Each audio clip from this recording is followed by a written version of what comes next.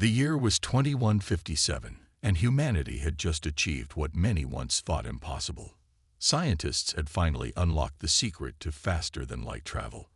Earth buzzed with excitement as the news spread across every nation. For the first time, the stars were truly within reach.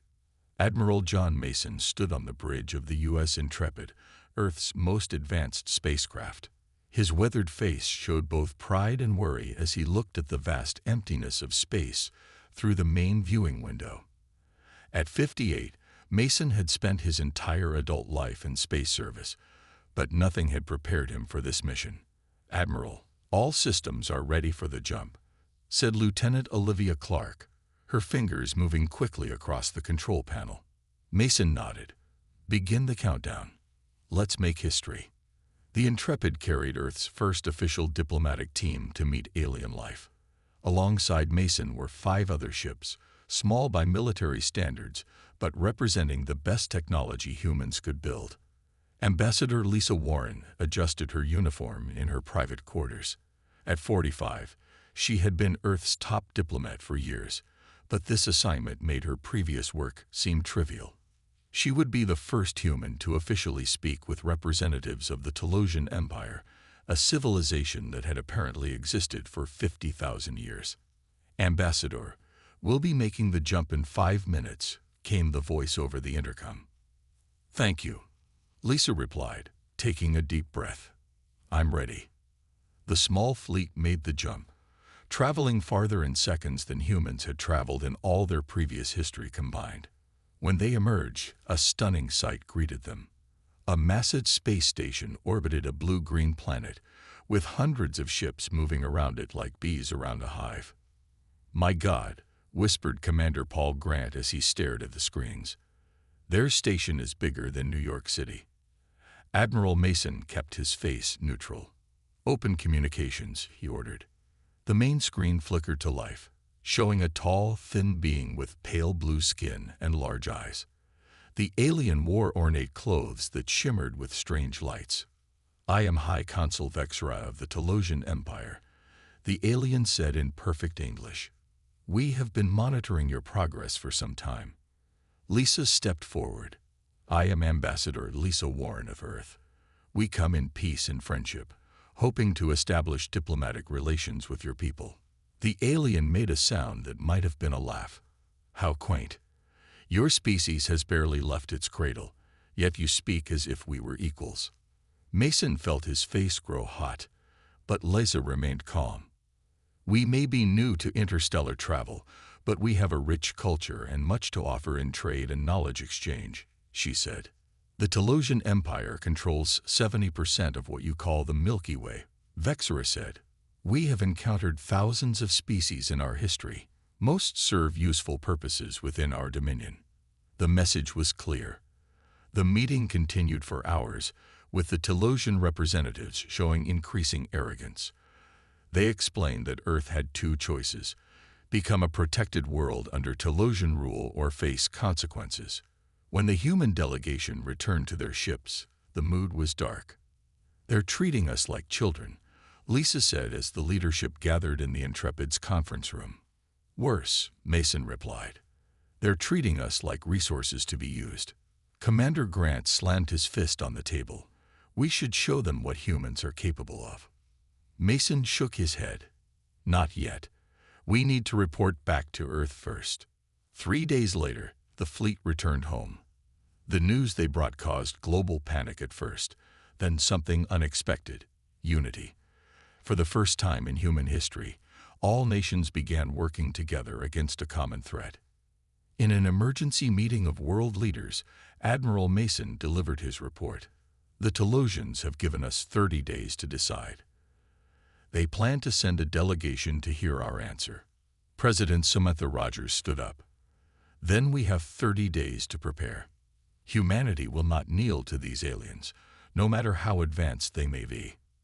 No one in that room knew it yet, but this moment would change human history forever. The countdown to humanity's greatest challenge had begun. On the distant planet of Telos Prime, Grand Emperor Zaxtar sat on his crystal throne. The massive chamber around him glowed with strange blue light. 12 alien council members stood before him, their long robes touching the polished floor. "These humans are troublesome," said Council Member Drell, his thin fingers tapping against his staff. "They refused our generous offer." The Emperor laughed, a sound like breaking glass. "All new species resist at first. It is the way of things." Holograms appeared in the air, showing images of Earth, its cities, and military bases. The aliens studied these pictures with their large, pupilless eyes. "Their technology is primitive," said Imperial Commander Krell, a battle-scarred veteran with dark blue skin. "Their weapons could not harm even our smallest ships." "Then you will lead a demonstration," the Emperor decided. "Take 50 warships to this Earth. Show them our power. They will submit when they see they have no chance." Commander Krell bowed low. "It shall be done, Your Greatness." The council dismissed, thinking the matter settled. None of them worried about the small blue planet or its inhabitants. In 50,000 years of expansion, the Empire had never failed to conquer a world. Meanwhile on Earth, panic had turned determination. In a hidden underground facility beneath the Rocky Mountains, Defense Secretary Alan Parker walked quickly down a long hallway. His footsteps echoed as armed guards saluted him. He entered a room filled with ancient filing cabinets. These contained papers too secret to ever be digitized. Alan pulled out a dusty folder marked Incident 1942. Recovered materials. His hand shook as he read the yellowed pages. "I knew it," he whispered. "We've met aliens before." Across the world in a bright laboratory in Sydney, Australia, Dr. Kate Russell worked without sleep. Her dark hair was tied back messily as she stared at complex equations floating in holographic displays. "Run the simulation again," she told her computer. The screen showed a small device creating a field of energy that warped the space around it. "We've done it," Kate said, her eyes wide. She grabbed her phone and dialed a secure number. "Get me Admiral Mason. Now." "We've made the breakthrough." In orbit around Earth, the 6 ships that had met the Telosians were joined by 30 more. The entire space fleet Earth possessed. It wasn't much compared to what they had seen at the alien space station. Admiral Mason stood in the command center beneath the Pentagon. Screens showed the positions of every ship and weapons platform Earth had. "Our ships are in position, sir," reported Commander Grant. Mason nodded grimly. "Now we wait for their response." The response came sooner than expected. A single Telosian scout ship appeared at the edge of the solar system. It sent a message to all Earth frequencies. "People of Earth," came the voice of High Consul Vexra. "You have 30 Earth days to prepare for the arrival of our diplomatic fleet. At that time, you will formally accept your place in the Telosian Empire. Any resistance will be met with immediate action." The message ended. The scout ship disappeared back into faster-than-light travel. In the White House Situation Room, President Rogers looked around at the grim faces of her military and scientific advisors. "We have 30 days, she said. "What can we accomplish in that time?" Defense Secretary Parker placed the old file on the table. "Madam President, I found something you need to see. We may have more resources than we thought." Alan opened the file, showing pictures of strange metal fragments recovered in 1942. "The metal doesn't match any element on Earth," he explained, "and there are symbols on it identical to some used by the Telosians." At that moment, Dr. Russell rushed into the room, out of breath. "Madam President, we've done it. My team has created a working prototype of a quantum shield. It can deflect energy weapons." For the first time in days, President Rogers smiled. "Then we have a fighting chance." What the Telosians didn't understand yet was simple. Humans had always been at their best when backed into a corner. And Earth was preparing a response that would shock the Empire to its core. For the first time in human history, every nation on Earth worked together. Old enemies set aside their differences. Border disputes were forgotten. The United Earth Defense Council formed in just 3 days. Admiral Mason led the military response, working from a command center deep under the Atlantic Ocean. Maps and screens covered the walls. Officers from dozens of countries worked side by side. "General Daniels, are the ground defenses ready?" Mason asked. Frank Daniels, a tall man with a shaved head, nodded. "Yes, sir. We've placed Dr. Russell's shield generators at key points around the planet." Mason looked at the holographic globe showing shield coverage. "Not enough. We need more." "We're building them as fast as we can," Frank replied. "Every factory on Earth is working nonstop." What made this possible was Protocol Omega, a secret plan created after World War II. It detailed exactly what humanity should do if hostile aliens ever arrived. Now that plan was in action. Most civilians knew nothing about the danger. Governments told their people that the increased military activity was just a global exercise. Only those working directly on defenses knew the truth. In her lab, Dr. Kate Russell hadn't slept in days. Her team had improved the quantum shield design, making the unit smaller and more powerful. "The new version is ready for testing," said her assistant, Ben. Kate nodded tiredly. "Let's see if it works." They fired a powerful laser at the small device. The beam hit an invisible wall and scattered into harmless light. Kate smiled. "Send these plans to all production centers. We need thousands more." Meanwhile, Dr. Peter Collins led a team of engineers working on weapons.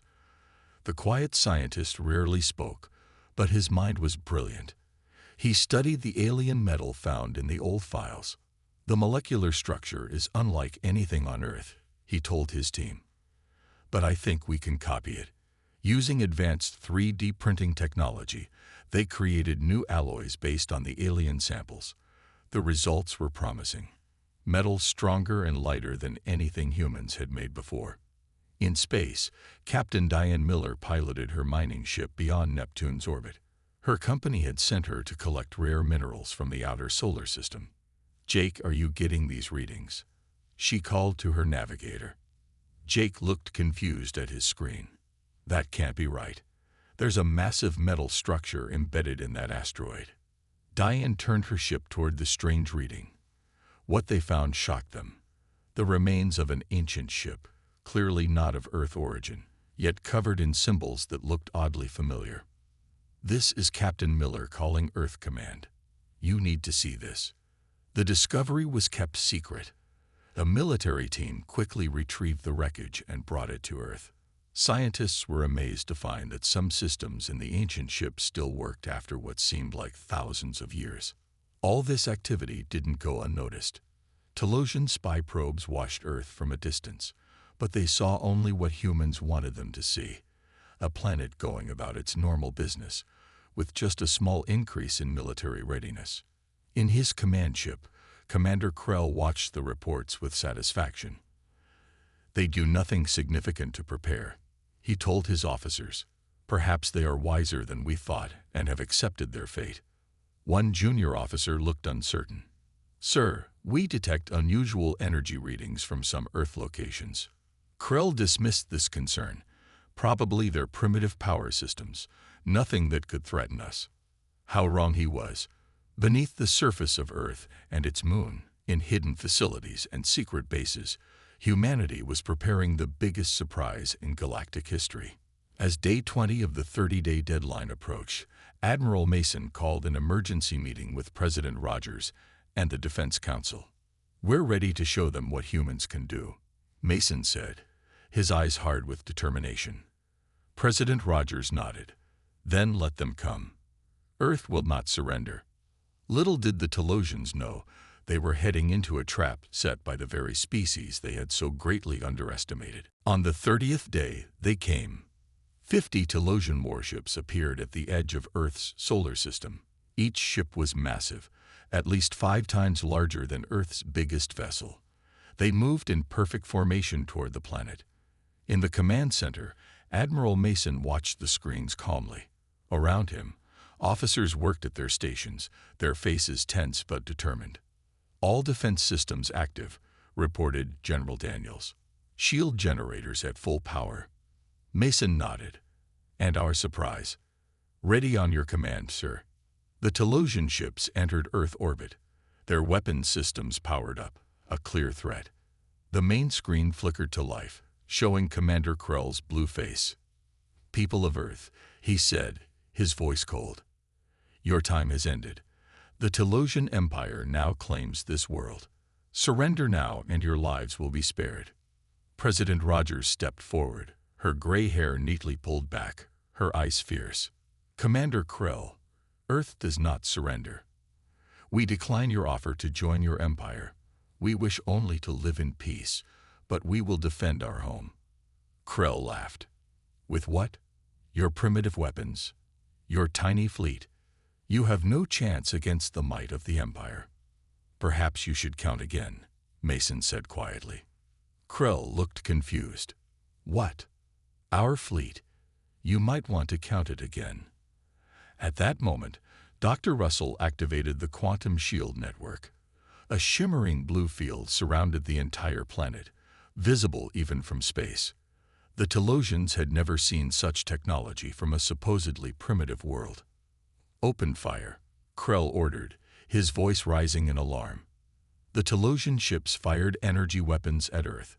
The beams hit the shield and scattered harmlessly. Not even a flicker disrupted the protective barrier. "Now," Mason ordered. From hidden bases on the Moon and Mars, hundreds of small fighters launched. Leading them was Captain Ryan Hayes in the lead fighter, Freedom 1. "All squadrons report in," Ryan called over the radio. One by one, the squadron leaders confirmed they were ready. These fighters were small but equipped with weapons based on the technology from the ancient ship discovered by Captain Miller. "Attack pattern Delta," Ryan ordered. "Target their main weapons first." The Earth fighters moved with incredible speed, faster than the Telosians thought possible. They swarmed around the alien warships like angry bees. Commander Krell watched in shock as the human vessels easily avoided his ship's defensive fire. "Impossible," he shouted as the first Telosian ship exploded. "They can't have weapons that powerful." 4 more Telosian ships fell in quick succession. The rest began to pull back, confused and frightened by the unexpected resistance. On the Freedom 1, Ryan guided his fighter through a complex maneuver, dodging enemy fire. "Their ships have a weak spot near the engine housings," he told his squadrons. "Focus your attacks there." The human fighters regrouped and pressed their advantage. The Telosians, used to easy victories against less advanced species, had never faced such determined resistance. In the command center, Mason watched as the enemy began a full retreat. "They're running," General Daniels said in amazement. Mason shook his head. "They're regrouping. This was just their first attempt. They'll be back with a larger force." On his command ship, Commander Krell sent an urgent message to Telos Prime. "The humans have technology far beyond what we expected," he reported, his voice shaking. "They have planetary shields that our weapons cannot penetrate. Their fighters destroyed 5 of our warships. We must retreat and reassess." The Grand Emperor's reply was immediate and angry. "You have failed, Commander. Return to Telos Prime at once." As the Telosian ships jumped to faster-than-light speed, cheers erupted in command centers across Earth. The first battle had been won. President Rogers turned to Admiral Mason. "Will they come back?" "Yes," Mason replied. "And next time, they'll bring their full military might. But now we know something important." "What's that?"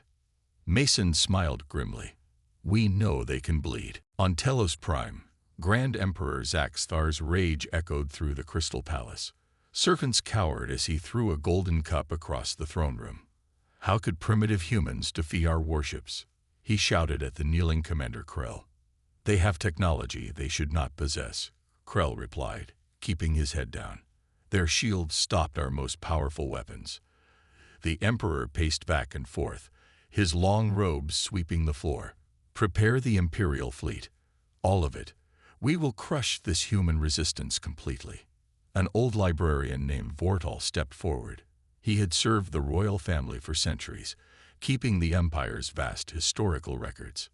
"Your Greatness, before you send the fleet, "There is something you should know about Earth." The Emperor turned to him with narrowed eyes. "Speak." "I have been searching our oldest records. There are strange mentions of a species called humans from over 50,000 years ago." This caught the Emperor's attention. "Show me." Meanwhile on Earth, scientists made amazing discoveries as they studied the ancient ship found by Captain Miller. Dr. Russell worked day and night, examining the ship's control systems. "The technology responds differently to humans than to robots," she told Admiral Mason during a video call. "It's almost like it was made for human touch." Dr. Russell placed her hand on a control panel. It lit up instantly. When she removed her hand, the lights faded. "There's something in our DNA that connects with this technology," she explained. "I think these ships were made by humans, or at least made for humans." In a repair bay nearby, Sam Bennett worked on the ship's engines. Sam was just a mechanic, not a scientist, but he had an unusual gift with machines. As he touched the ancient engine parts, they seemed to come to life. "It's like they know me," he said to his supervisor. "I can feel what's wrong with them without even checking." Word of Sam's ability spread quickly. Dr. Russell tested him and found that his DNA had an even stronger reaction to the alien technology than most humans. While scientists made these discoveries, Admiral Mason met with the world's leaders to discuss a bold new plan. "We cannot wait for the Empire to attack again," he said, pointing to a holographic map of nearby star systems. "Our scouts report they are gathering a massive fleet. We need to take the fight to them." President Rogers looked concerned. "How?" "We don't have enough ships to attack their homeworld." A slight smile appeared on Mason's face.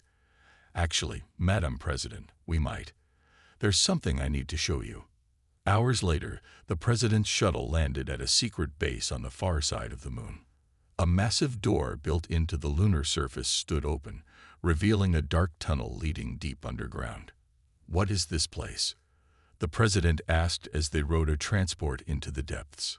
"The oldest military installation in human history," Mason replied. "But it wasn't built by modern humans." The transport stopped at a vast underground chamber. When the lights came on, President Rogers gasped. Stretching before them were thousands of ships, far more advanced than anything Earth had built. They were covered in the same symbols found on the ship Captain Miller discovered. "This is the Sleeper Fleet," Mason explained. "Hidden here for thousands of years, waiting to be awakened." "How did you know it was here?" "The files Secretary Parker found contained coordinates. We've known about this place since 1942, but we couldn't access it until now. The doors only responded after we used technology from the ancient ship." On Telos Prime, the old librarian showed the Emperor records that confirmed his worst fears. The holographic images showed a vast armada of ships bearing a symbol now recognized as human. 50,000 years ago, Vortal explained, a species called humans controlled much of the known galaxy. They were not primitive at all. They were the most advanced civilization ever known. The Emperor's face paled. Then why did they disappear? The records are unclear. There was a great war. Afterward, the humans seemed to vanish. Many believe they went extinct. Or perhaps, the Emperor said quietly, they were just sleeping. Deep beneath the lunar surface, massive doors that had remained closed for 50,000 years now stood open. Lights flickered on throughout the vast underground hangar, illuminating thousands of ships covered in a thin layer of protective film. Admiral Mason walked slowly between two rows of these ancient vessels. Each was at least 3 times larger than Earth's most advanced modern ships. Their sleek designs looked both alien and somehow familiar. "How many are there?" President Rogers asked, her voice echoing in the enormous space. "Over 5,000 that we've counted so far," Mason replied. "And there are more chambers we haven't opened yet." Teams of engineers and scientists moved carefully among the ships, studying their systems. Dr. Russell supervised the examination of the largest vessel, which appeared to be a command ship. "The preservation technology is beyond anything we could create," she explained to Mason when he joined her. "These ships aren't just preserved. They're ready to fly." Mason placed his hand on the smooth hull. How soon? We've activated the first 100. The ships seem to power up automatically when humans touch specific control panels, Dr. Russell said. It's as if they were waiting for us. Captain Diane Miller stood nearby, examining holographic displays that had appeared when she touched a control panel. I can read this, she said with surprise. The symbols look alien at first, but somehow I understand what they mean. Admiral Mason nodded. You're not the only one. Many of our people report the same thing. It's as if the knowledge is buried in our minds, just waiting to be awakened. Mason turned to Diane. Captain Miller, I'm giving you command of the first vessel we've activated. From now on, it will be called the U.S. Defiant. Diane's eyes widened. Sir, I'm just a mining ship captain. I don't have military training. You found the first ancient ship, Mason replied. The systems respond better to you than anyone else except for Bennett. We need you. Across the hangar, Sam Bennett sat in what appeared to be the pilot's seat of a smaller vessel. As soon as he touched the controls, the entire ship hummed to life. Holographic displays surrounded him, showing star maps and weapon systems. This is amazing, Sam said as Lieutenant Eric Stone joined him. Eric watched in fascination as Sam seemed to control the ship with just his thoughts. How are you doing that? I don't know, Sam replied. It's like the ship is part of me. I think about what I want it to do, and it happens. Eric hesitantly placed his hands on another control panel. Immediately, the panel lit up, and he felt a strange connection form in his mind. I can feel it too, he said with excitement. Not as strongly as you, but it's there. Dr. Russell observed this from nearby and made notes on her tablet. Some humans have stronger connections than others. Sam shows the strongest response we've measured so far. Back on Earth, factories worked around the clock to produce weapons and shields based on the ancient technology. Military personnel trained to use these new systems.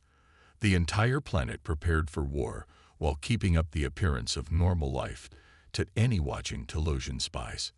2 weeks after the discovery of the sleeper fleet, Admiral Mason called a meeting of Earth's military leaders.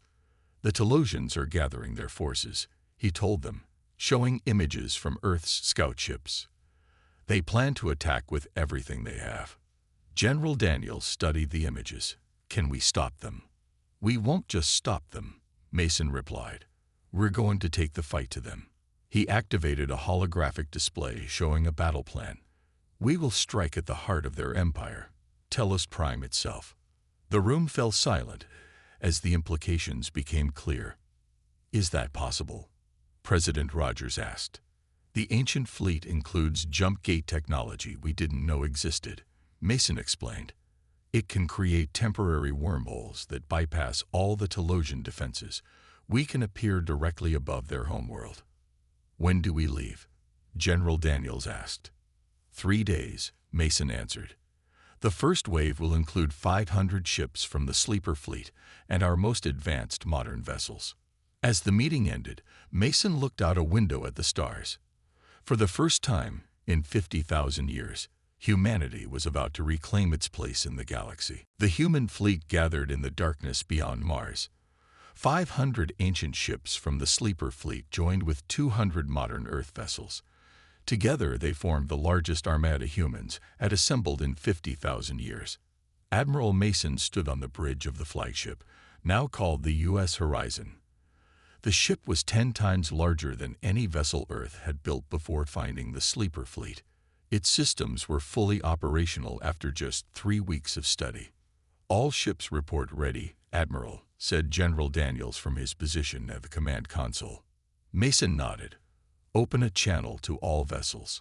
On every ship in the fleet, screens showed Mason's determined face as he spoke.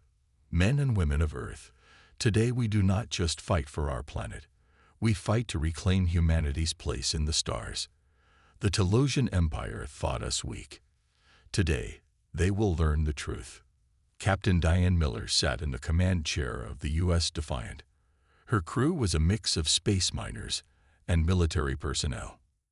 Jump drive charged and ready, reported her navigation officer. Weapons systems online, added Lieutenant Stone. Diane took a deep breath. Just 1 month ago, she had been mining asteroids. Now she commanded one of the most powerful warships ever created. On the horizon, Mason gave the order they had all been waiting for. Begin the jump sequence. Sam Bennett, now serving as the fleet's jump coordinator due to his unique connection with the ancient technology, placed his hands on a glowing control panel. His mind linked with the jump system, feeling the patterns of stars and the fabric of space itself. Jump points established, Sam reported, his eyes glowing slightly with an inner light. All ships locked in.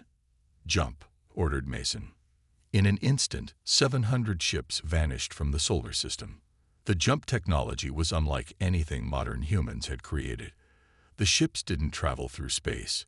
They simply disappeared from one location and appeared in another. On Telos Prime, Grand Emperor Zaxthar sat in his war room, planning the final attack on Earth. Holographic displays showed his massive fleet gathering at the edge of human space. 3,000 warships, the largest force the Empire had assembled in centuries.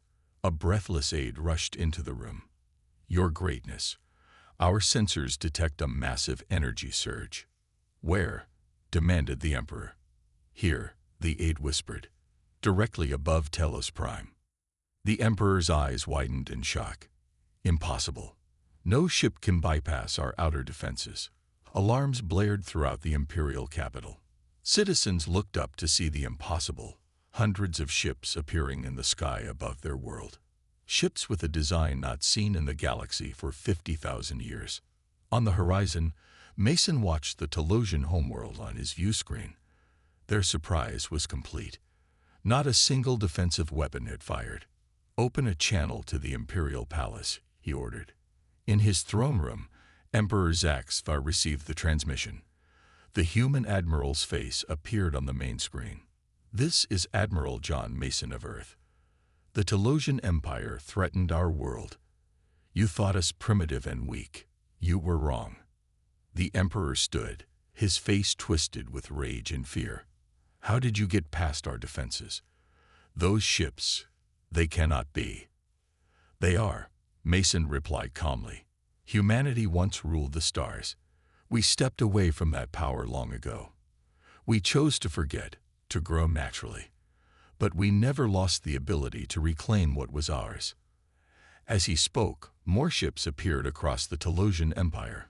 Ancient jump points, forgotten for millennia, activated as human vessels emerged near every major Imperial world. "This is not possible," the Emperor whispered. In orbit around Telos Prime, Imperial ships rushed to defend their homeworld.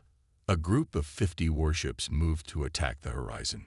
"Enemy ships approaching," reported General Daniels. "No hostile action," Mason commanded. "Let them fire first." The Imperial vessels opened fire. Their energy weapons streaked toward the human fleet and passed harmlessly through advanced shields. "They've attacked," Daniels said. "Orders?" Mason's face remained calm. "Show them." From the human fleet, small drones launched by the thousands. They surrounded the Imperial ships but did not fire weapons.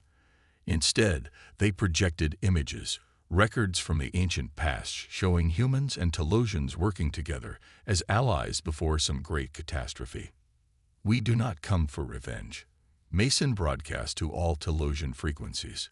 "We come to reclaim our place, not as conquerors, but as equals." The Emperor watched in shock as the truth of the galaxy's history played out before his eyes. Grand Emperor Zaxthar stood on the steps of the Imperial Palace. Behind him, the crystal towers of Telos Prime gleamed in the sunlight. Before him, a human delegation led by Admiral Mason and Ambassador Lisa Warren waited.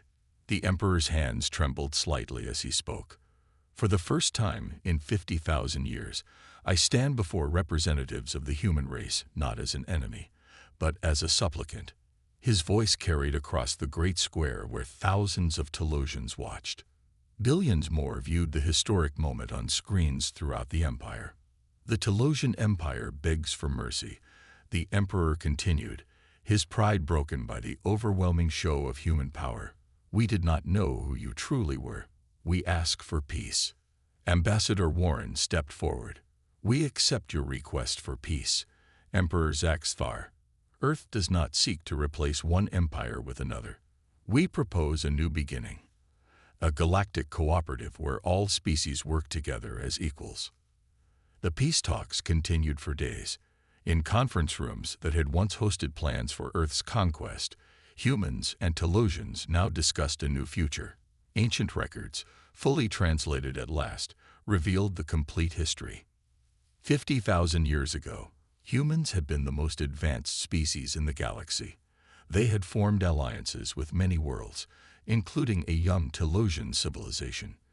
Together, they had faced a terrible threat from beyond the galaxy. After the Great War, humans made a choice, explained Dr. Russell to the Telosian scholars. Our ancestors believed that technological advancement had outpaced our spiritual and emotional growth.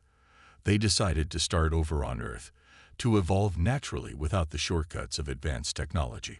They hid their fleets and their knowledge, added Sam Bennett. They left guardians, artificial intelligence systems programmed to awaken the ancient technology only if humans were threatened by outside forces. On the final day of negotiations, Captain Diane Miller made an unexpected discovery. While studying star charts in the Imperial Archives, she found evidence of other human colonies scattered across distant galaxies. "There may be more of us out there," she told Admiral Mason. "Other human worlds that chose the same path as Earth." The Treaty of Telos was signed on the 10th day. The Telosian Empire would be dissolved and replaced by the Galactic Cooperative. All worlds would have equal representation. Technology would be shared for the benefit of all species. Back on Earth, Dr. Russell worked with the best minds from all worlds to carefully reintroduce advanced technology to human civilization. "We must learn from our ancestors' wisdom," she said during a global address. "Technology without wisdom leads to destruction. We will advance at a pace that allows our hearts to keep up with our minds." Lieutenant Eric Stone and Sam Bennett formed the first class of the new Cosmic Guard, pilots specially trained to interface with the ancient ships through thought. Hundreds of humans with similar abilities joined them. "The ships seem to recognize something in our DNA," Eric explained to a group of new recruits. "We're still learning what this means for our history and our future." 1 month after the peace treaty, Admiral Mason stood on the observation deck of the Horizon. The vast ship orbited Earth as workers constructed a new space station nearby, the headquarters of the Galactic Cooperative. Ambassador Warren joined him, watching the swirl of activity as ships from dozens of worlds came and went. "What do you think our ancestors would say if they could see us now?" she asked. Mason smiled. "I think they'd be proud. We faced the test they prepared us for, and we chose wisdom over vengeance." Warren nodded. "So what's next for humanity?" Mason turned his gaze toward the distant stars.